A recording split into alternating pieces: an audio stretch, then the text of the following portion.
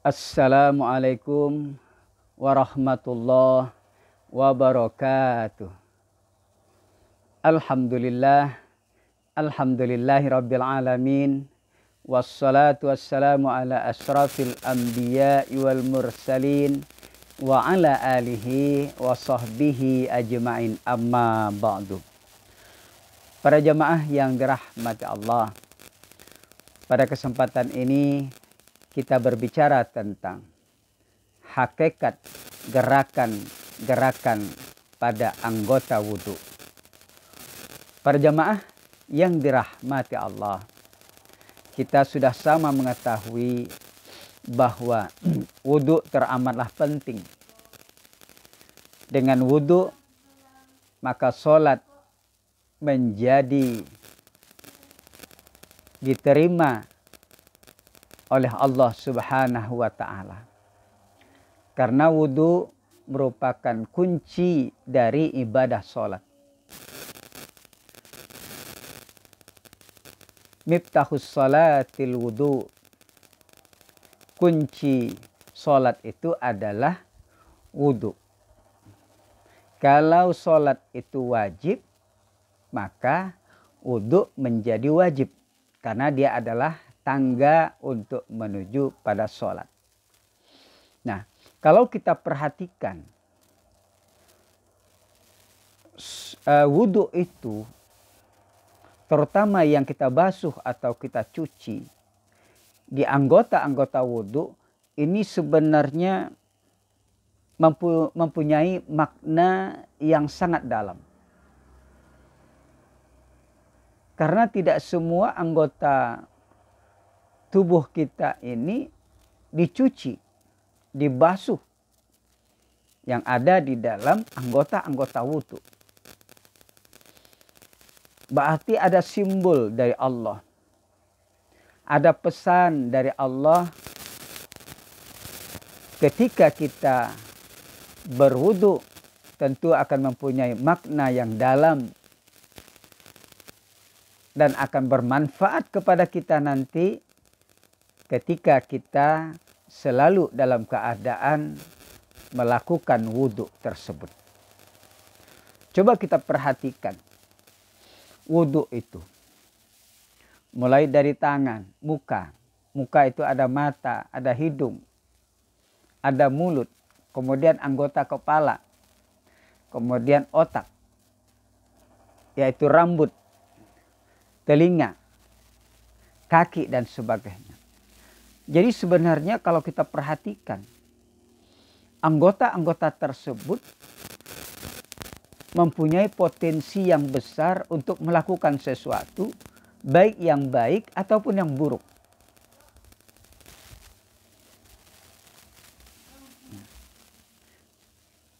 Perjamaah yang dirahmati Allah.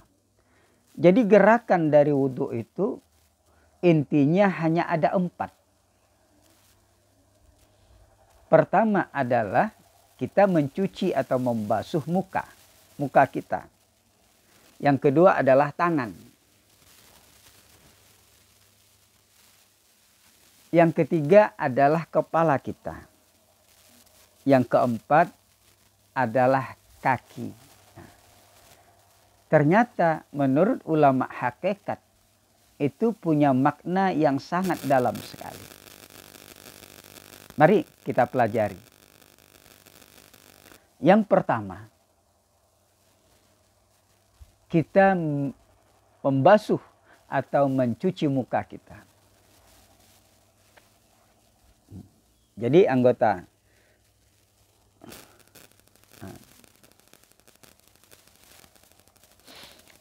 muka kita.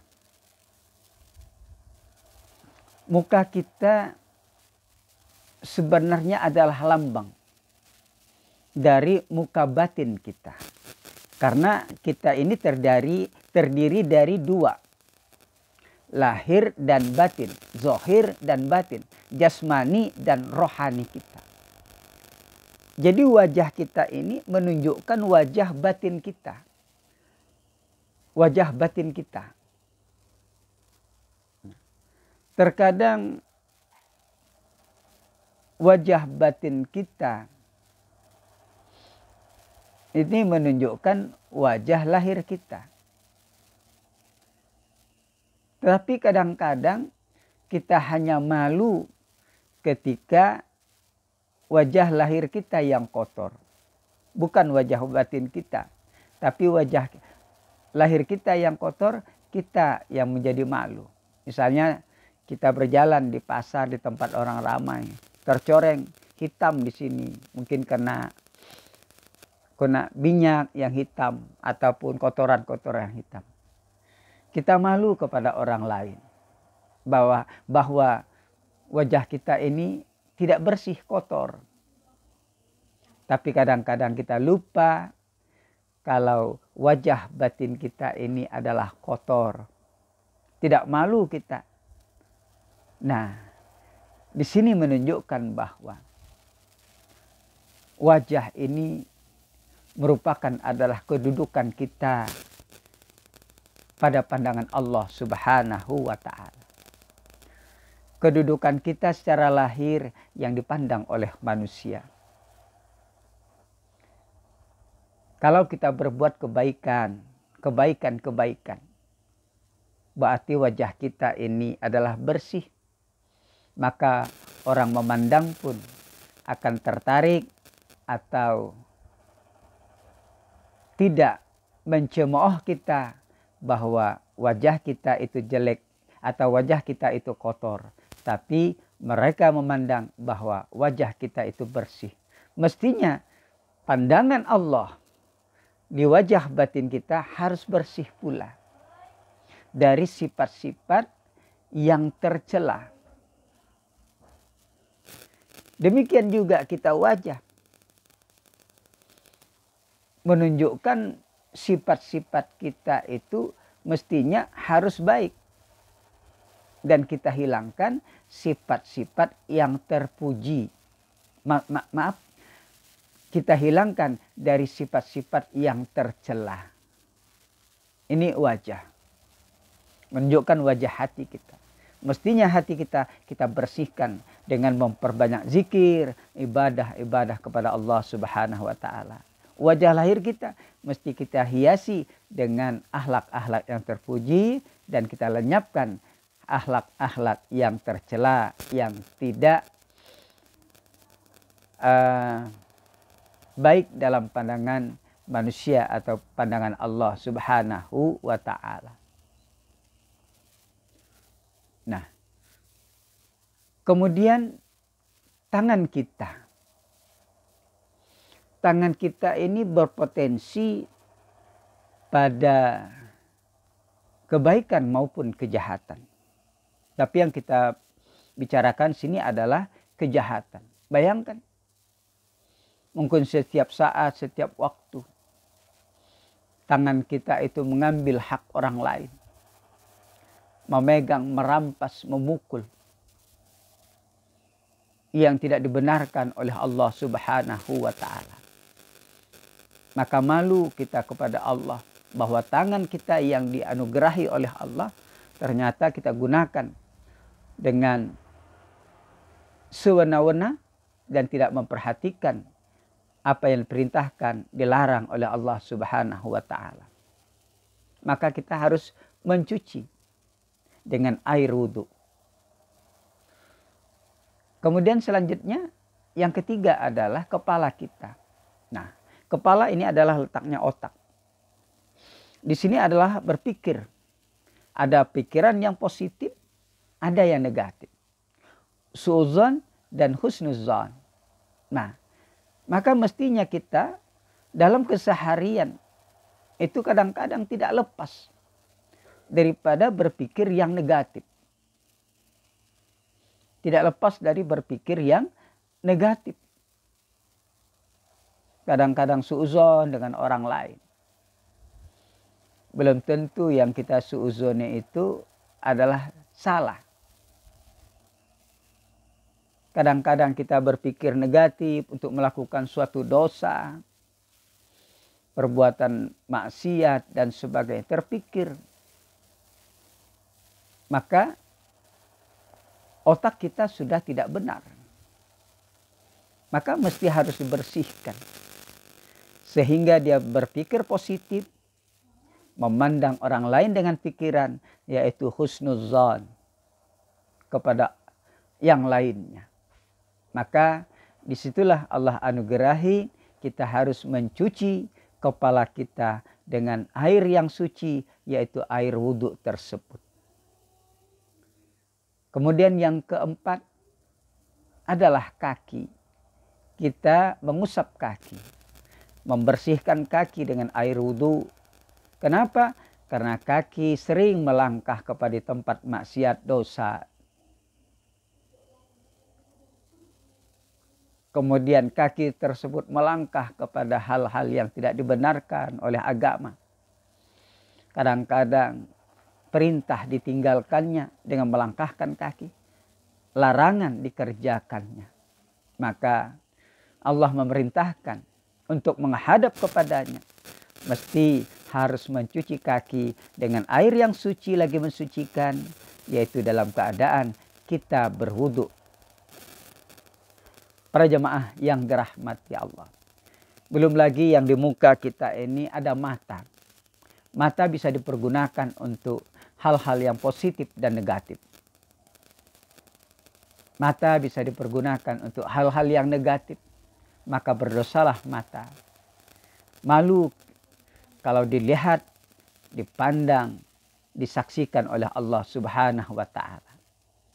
Demikian juga hidung. Mencium bau yang baik, yang wangi dan tak wangi. Di situ akan menimbulkan kebencian bagi ketika kita mencium hal-hal yang tidak wangi ataupun yang busuk. Menimbulkan kebencian. Maka kebencian sebenarnya dilarang oleh Allah Subhanahu wa ta'ala. Demikian juga mulut. Banyak hal-hal yang bisa dipergunakan oleh mulut.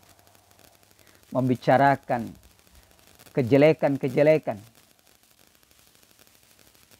Tempat mengumpat, tempat berdusta, tempat memfitnah. Itu adalah dilakukan oleh mulut kita. Mestinya harus mulut itu digunakan kepada hal-hal yang baik. Maka disitulah Allah memerintahkan. Berwudulah kamu, berkumurlah kamu. Agar dosamu yang pernah kamu perbuat oleh mulut akan gugur bersama dengan air wudu. Para jemaah yang dirahmati Allah. Sebenarnya wudu itu adalah untuk mensucikan dosa-dosa yang sudah terlanjur diperbuat oleh anggota-anggota wudu. Muka, tangan, kepala, kaki. Kepala, misalnya telinga, bisa mendengar hal-hal yang buruk. Maka terjadilah suatu kebencian, terjadilah nanti bisa jadi fitnah dan sebagainya. Maka sebenarnya wudu itu adalah cara Allah untuk membersihkan dosa-dosa kita. Baik dosa lahir maupun dosa batin. Terutama dalam dosa lahir. Nah, oleh karena itu pada saat kita berwudu, khusyukkanlah, tenangkanlah hati kita, camkanlah dalam hati kita, masukkan dalam pikiran dan hati bahwa kita sedang berwudu, sedang dalam keadaan untuk mensucikan anggota-anggota wudu yang pernah melakukan dosa kesalahan yang tadinya dilarang oleh Allah kita kerjakan, yang tadinya perintah oleh Allah kita tinggalkan. Maka disitulah kita memohon ampun, memohon maaf kepada Allah Subhanahu wa ta'ala dalam kondisi kita berwudu. Sehingga wudu kita bermakna yang sangat dalam. Bukan hanya membersihkan sekedar yang kotor di tangan, yang kotor di muka, yang lahiriah. Tapi membersihkan yang produk di dalam hati kita ini. Dosa-dosa yang diperbuat oleh lahiriah kita maupun yang batiniahnya. Jadi sebenarnya ini sudah dijelaskan oleh Rasulullah dalam hadis yang sahih, yaitu diriwayatkan oleh Sahih Muslim dalam kitab Sahih Muslim, yaitu Imam Muslim meriwayatkan hadis bahwa dosa-dosa yang diperbuat oleh anggota muka, tangan, kepala, kaki dan sebagainya itu akan berguguran bersamaan dengan airnya wudhu. Nah, jadi camkan dalam hati bahwa kita berwudhu ini adalah simbol dari mohon ampun, mohon maaf, dan menggugurkan dosa dengan jalan kita berwudhu. Hanya ini yang dapat kami sampaikan. Mudah-mudahan ada manfaatnya kepada kita semua, dan mudah-mudahan kita tergolong orang yang berwudhu yang diterima oleh Allah lahir dan batinnya. Wallahul muwaffiq ila aqwamit thariq. Assalamualaikum warahmatullahi wabarakatuh.